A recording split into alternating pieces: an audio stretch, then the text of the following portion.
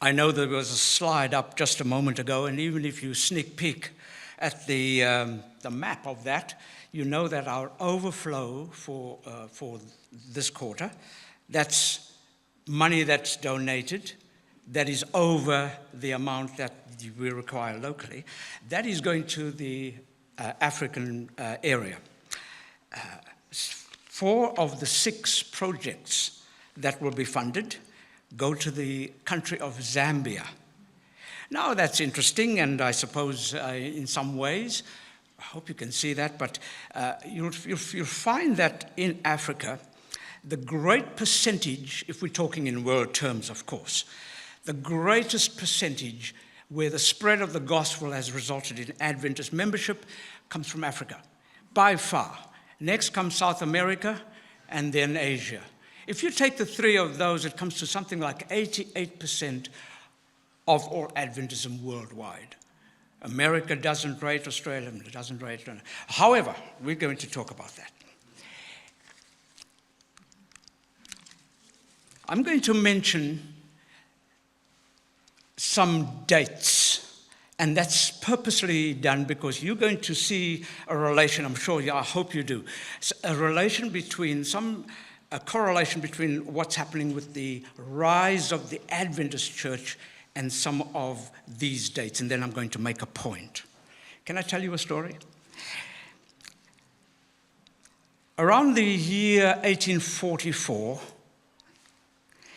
there was a man who went to Africa. His name is David Livingstone. His father-in-law was Robert Moffat. Everyone knows those names. And they were instrumental in opening up the Christianity to Africa. They went more to Central Africa. And that was part of bringing the gospel and Jesus Christ to a group of people. Before that, nobody really knew much about it.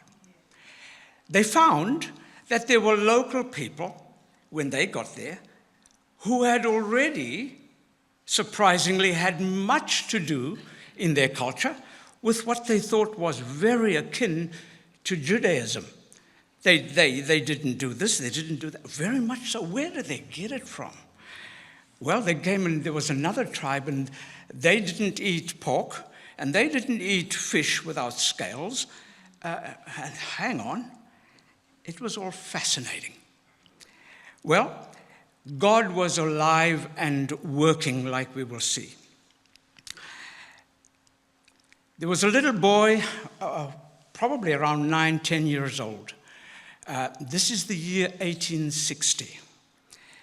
And he was on a very arid farm, and there was nothing there. Even the sheep, man, nothing to eat there. The place was so dry. And he, as little boys would, mine somewhere else, kicked around on the stone as he walked. And one of the stones had a bit of a twinkle to it. And he said, what's this? And he said, hang on, there's another. And like boys do, he picked it up and didn't think much of it in his pocket.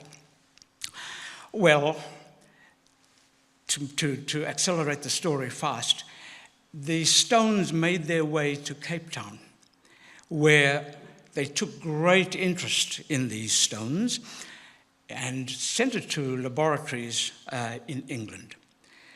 It so turned out that a couple of years later, the word could not be contained. Diamonds! And like a flash, it went worldwide. At about the very same time, the word went out that gold was discovered in an area of South Africa called the Rand near Johannesburg. And that, again, was to bring all kinds of bounty hunters and prospectors. And one of them came from the United States, from California. This man had much to do with Adventism. He had just been to an evangelistic series held by Stephen Haskell. At this point, Adventism, this is 1860. When was the Adventist church formed? 1863. And there were only 3,000 members at that stage. Stephen Haskell had this evangelistic series, and this gentleman, who was a prospector, was not baptized but had a strong, keen interest in all things spiritual, and he grabbed whatever pamphlets and whatever print material was available. And he thought he was to study this later. Of course, people traveled by sea, and he'd have much time on his hands to check it out. At this stage, the owners of the farm where diamonds had been discovered was offered a huge amount of money by the De Beers Company. The company was suddenly formed with the English and the South African conglomerate, and they put together whatever and made an offer to buy the farm where the diamonds were discovered. We don't know how this happened, but the farmer whose dad, the surname was Wessels, the father had 3 wives, he married 3 times, and now had 15 kids. You know, those were the days. And so there were quite a clan of them. However, they were Dutch Reformed and very staunch, and had read their Bibles and acted on it. And one day, out of nowhere, there's no Adventists around, one of the sons, whose name was Peter, he was reading his Bible and came across the passage about the Sabbath, was convicted, decided he's going to act on it. He told his brother, Henry, who told his brother-in-law, who then told somebody else, and so it went. And they would take the Bible, and they came through numbers of texts on their own. No missionary, no evangelist at this stage. This was the farm that belonged to the Wessels family. It was called Wesselton. Well, with the offer on the table, you couldn't say no, you'd be stupid. And they were instantly from rags to riches, so to speak. And suddenly, with all the steps that fall in line, it suddenly meant that diamonds were to propel the success of the gospel in South Africa. The man who had been at the evangelistic campaign and was going on his way to Johannesburg stopped off, at the port of Cape Town, and was to make his way overland. He heard about the strange man who was keeping Sabbath, wouldn't work, wouldn't prospect, wouldn't dig. Stopped in and had a chat, and the friendship grew. He pulled out his tracts, and this other man, Peter Wessels, became more intrigued. And now, Peter Wessels, from here on in, everyone said the name with respect. It was the rich Peter Wessels, thanks. And whenever you said the name Wessels, well, they got studying. And suddenly he realized, and next thing, Wessels made contact with the Adventists. He got the address from the tracts, and he sent word to the Adventists, send out evangelists, send out preachers, send out whoever. I'll pay, got the money. Send them out by the family load, it's fine. Bring them in, which they did. And to their surprise, they found a whole group of people keeping Sabbath in and around the little town now called Kimberley. But now they had also, they got the money, they went into Cape Town and bought property, and they were living in, different places now. Things were looking good. And Adventism was about to really take off. So diamonds became, through the generosity of the Wessels family, the thing that spurred on the success of the spread of the gospel. Well, they were soon to send their children and so on to America for an education, and it didn't take long before the children reported back, Dad, you got to see Battle Creek, man, beautiful, oh, this and that, you got to check out this. And Dad said, really? We'll have one of those, bigger and better. So he got the architects the best in the country. Everything was the best. And the building they put up was fantastic. These were the days of hydrotherapy. Let's jump back to Australia. We have an example of hydrotherapy.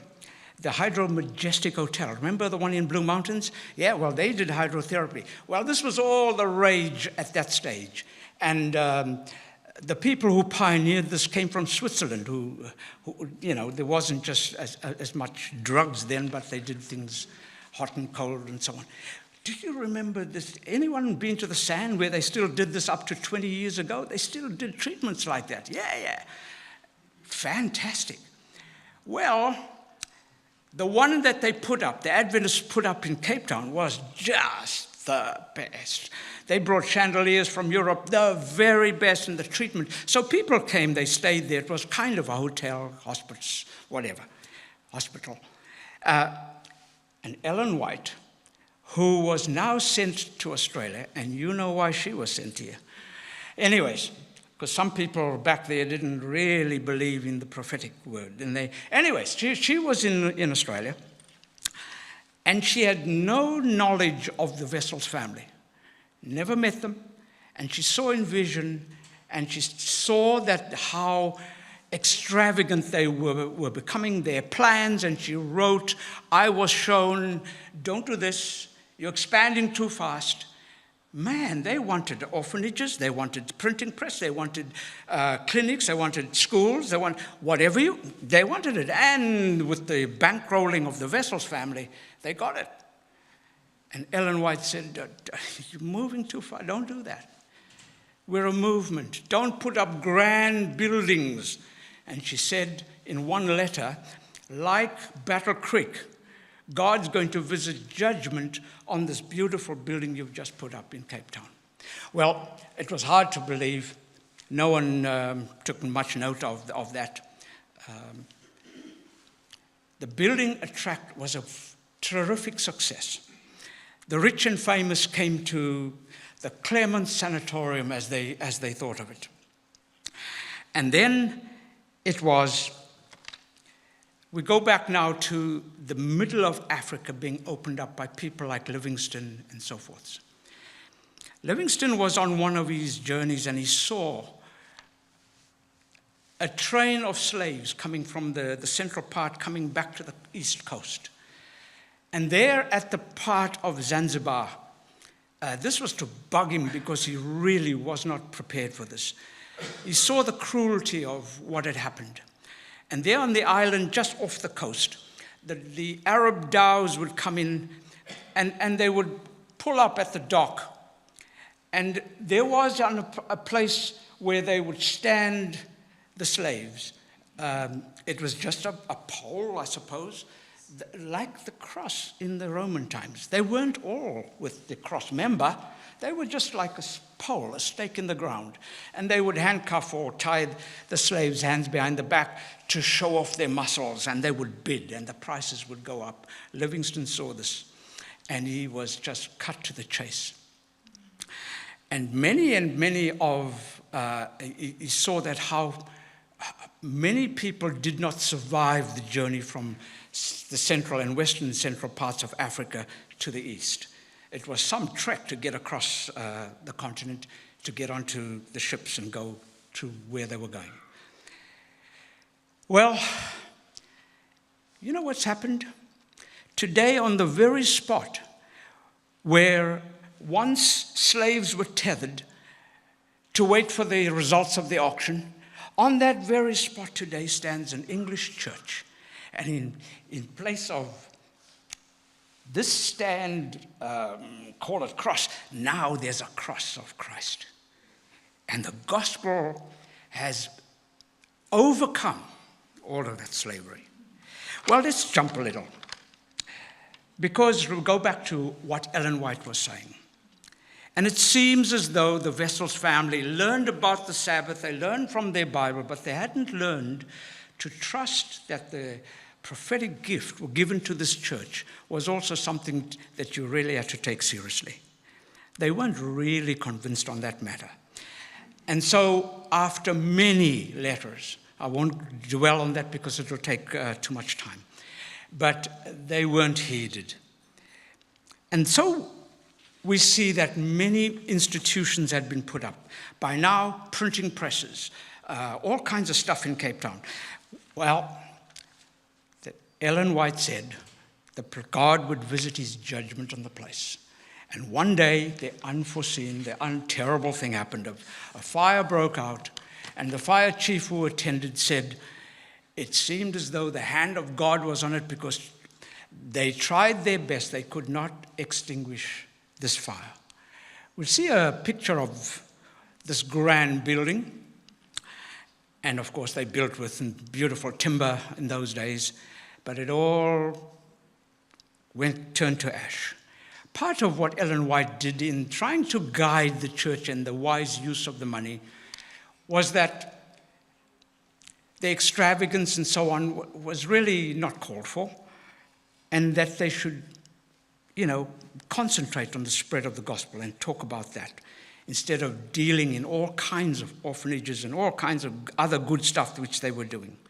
But she also said that on the property, no building would ever be built on that property. She said trees would grow in place of this beautiful building.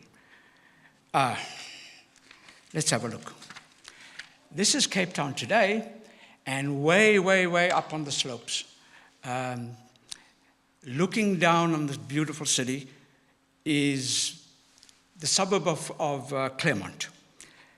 And it would be, you can guess, it is prime residential land or real estate now. And today, nothing's been built on that building, on that site.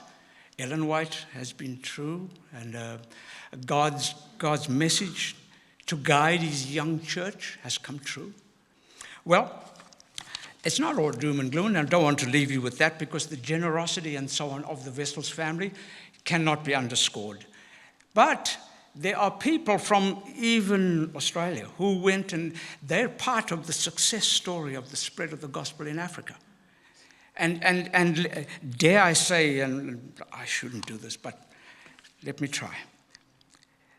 If you name names, you always risk leaving out people, so I'm not going to do that. I wouldn't do that, but they built sanitariums, hospital, eye clinics, even a leper colony, churches, schools, food companies.